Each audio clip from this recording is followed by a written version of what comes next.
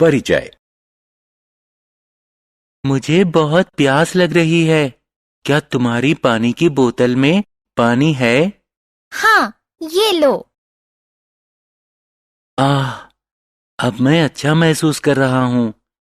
आज आसपास हवा ही नहीं है। तुम सही कह रहे हो। आज बहुत उमस है। आज सुबह के समाचार में बताया गया कि आज मौसम उमस भरा रहेगा और बारिश भी हो सकती है।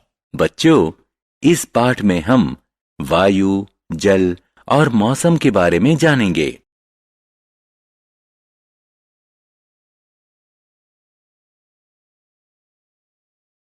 आओ सीखें।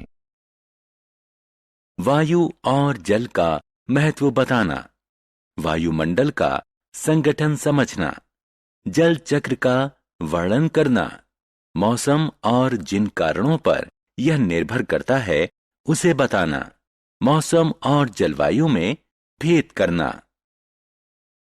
वायु का परिचय। वायु जीवों और पादपों समेत पृथ्वी के सभी प्राणियों के लिए बहुत महत्वपूर्ण है। पादपों को प्रकाश संश्लेषण करने और वायु में ऑक्सीजन छोड़ने के लिए वायु से कार्बन डाइऑक्साइड की आवश्यकता होती है। मनुष्यों और पशुओं को जीवित रहने हेतु सांस के रूप में वायु से ऑक्सीजन लेने की आवश्यकता होती है। क्या तुम जानते हो कि पृथ्वी के चारों तरफ का वायुमंडल वायु से भरा हुआ है? लेकिन वायुमंडल क्या होता है, जानने के लिए हमारे साथ आएं।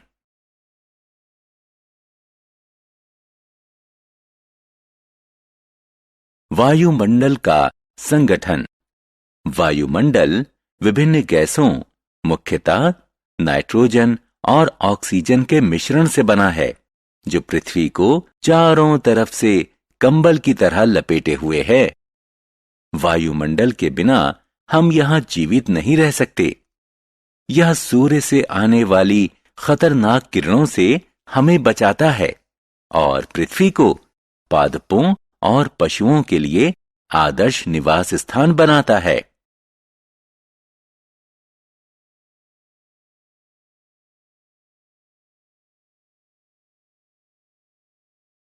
जल की जरूरत। हम जानते हैं कि वायु हमारे जीवन के लिए अत्यधिक आवश्यक है, लेकिन क्या आपने कभी सोचा है कि जल इतना महत्वपूर्ण क्यों है? हाँ, हमें पीने, नहाने, खाना बनाने, कपड़े धोने, पौधों में पानी देने और अन्य दूसरे कई कामों के लिए जल की जरूरत पड़ती है। यह सच है कि जल के बिना पौधे मर जाएंगे और मनुष्य और पशु प्यासे रहेंगे। इसलिए बच्चों, जल की एक एक बूंद बचाओ और इसे बर्बाद नहीं होने दो। पृथ्वी पर जल। जल पृथ्वी पर सबसे प्रचुर मात्रा में पाया जाने वाला पदार्थ है। वास्तव में हमारी पृथ्वी का 70% हिस्सा पानी से ढका हुआ है। क्या तुम जानते हो कि पृथ्वी को नीला ग्रह भी कहते हैं? क्योंकि अंतरिक्ष से देखने पर पृथ्वी अपार जल राशि के कारण नीली दिखाई देती है।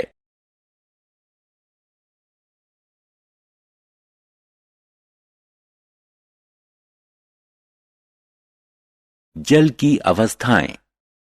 जल 3 अवस्थाओं में पाया जाता है: ठोस, द्रव्य और गैस। बर्फ, हिमकण और पाला जल की ठोस अवस्था के उदाहरण हैं। आपने नदी, झील, तालाब और समुद्र, बरसात और नल से आने वाले द्रव्य जल को जरूर देखा होगा। जलवाष्प वायु में मौजूद एक गैस है। आप गैस को देख नहीं सकते क्योंकि यह अदृश्य होती है।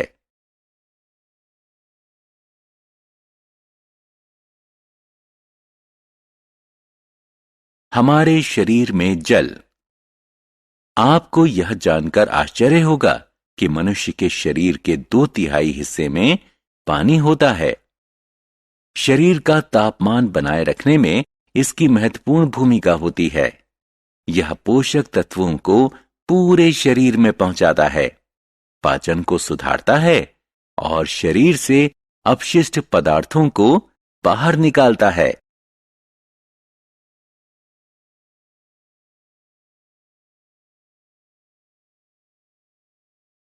जल चक्र।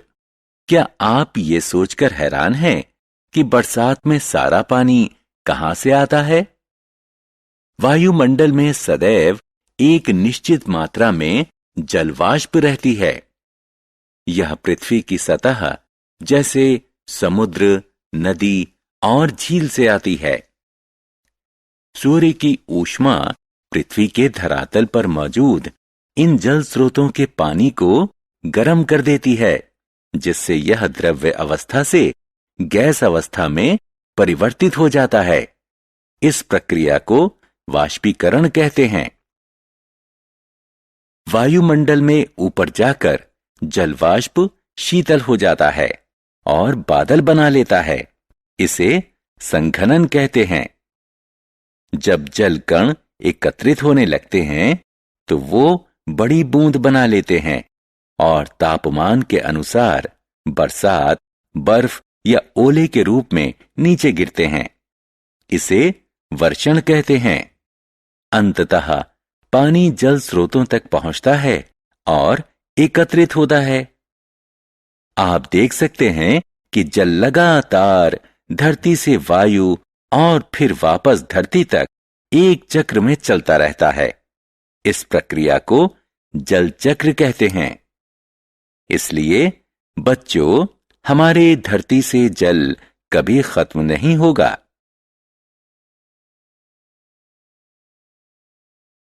मौसम क्या है? क्या आपने आज मौसम की भविष्यवाणी देखी? नहीं? मौसम क्या होता है?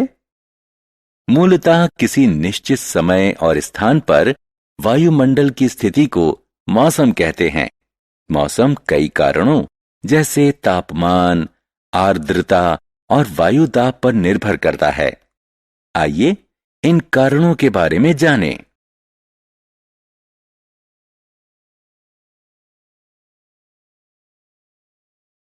मौसम की तापमान पर निर्भरता। संभवतः हम सभी जानते हैं कि तापमान वायु की ठंडी या गर्मी का माप होता है। यह इस बात पर निर्भर करता है कि सूर्य से इसने कितनी ऊर्जा ली। तापमान को तापमापी नापक यंत्र की सहायता से मापते हैं और इसकी गणना डिग्री सेल्सियस और डिग्री फ़ारेनहाइट में करते हैं। मौसम की आर्द्रता पर निर्भरता। मौसम को प्रभावित करने वाला अन्य कारक आर्द्रता है। वायु में मौजूद जलवाष्प की मात्रा को आर्द्रता कहते हैं। हां, हमारे आसपास मौजूद हवा जल से भरी होती है। आप आमतौर पर झीलों, समुद्र, नदियों और पेड़ों से पानी के वाष्प बनते देख सकते हैं।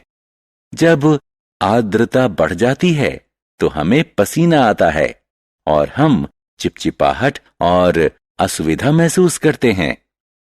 जब वायु में आर्द्रता 100% के करीब पहुंच जाती है तो वायु बहुत ज्यादा वाष्प नहीं रख पाती और यदि उस स्थान पर तापमान गिरता है तो जलवाष्प अपने मूल द्रव्य स्वरूप में वापस आ जाते हैं। संघनन जमीन के पास होता है, जिससे कुहासा और कोहरा उत्पन्न होता है। वायुमंडल में बहुत ऊंचाई पर बादल बनते हैं।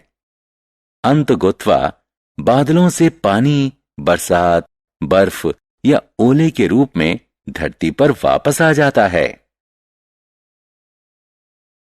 मौसम की वायुदाब पर निर्भरता।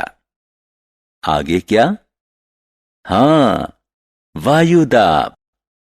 आपने अनुभव ना किया हो शायद, लेकिन हमारे आसपास की वायु में भार होता है। हम वायु दाब को दाब मापी नापक यंत्र यानी बैरोमीटर से मापते हैं। उच्च दबाव के क्षेत्र में वायु धीरे धीरे पृथ्वी के धरातल के पास आ जाती है।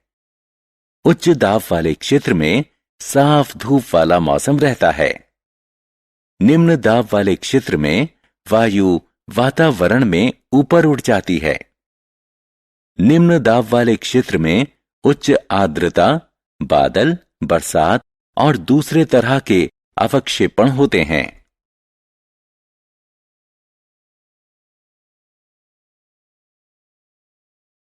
जलवायु क्या है? क्या मौसम और जलवायु एक ही हैं? नहीं। किसी क्षेत्र में लंबे समय तक रहने वाले मौसम से उस क्षेत्र की जलवायु का निर्धारण होता है। उदाहरण स्वरूप, भूमध्य रेखा के करीब के क्षेत्र में गर्म जलवायु होती है और ध्रुवों के नजदीक ज्यादा ठंडी जलवायु होती है। बच्चों, अब आप मौसम और जलवायु में आसानी से अंतर कर सकते हैं।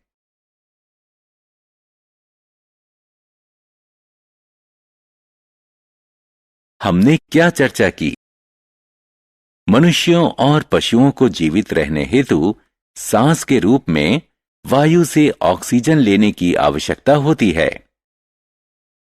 वायुमंडल विभिन्न गैसों, मुख्यतः नाइट्रोजन और ऑक्सीजन के मिश्रण से बना है, जो पृथ्वी को चारों तरफ से कंबल की तरह लपेटे हुए है।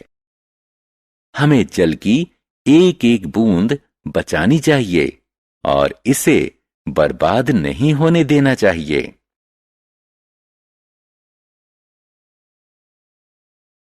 शरीर का तापमान बनाए रखने में जल की महत्वपूर्ण भूमिका होती है।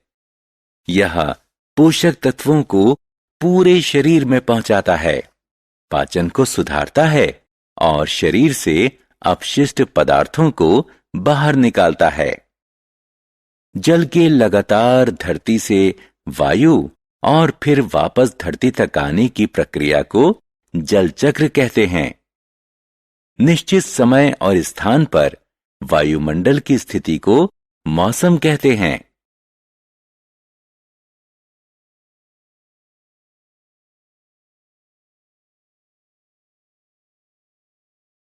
वायु में मौजूद जल वाष्प की मात्रा को आर्द्रता कहते हैं। किसी क्षेत्र में लंबे समय तक रहने वाले मौसम से उस क्षेत्र की जलवायु का निर्धारण होता है।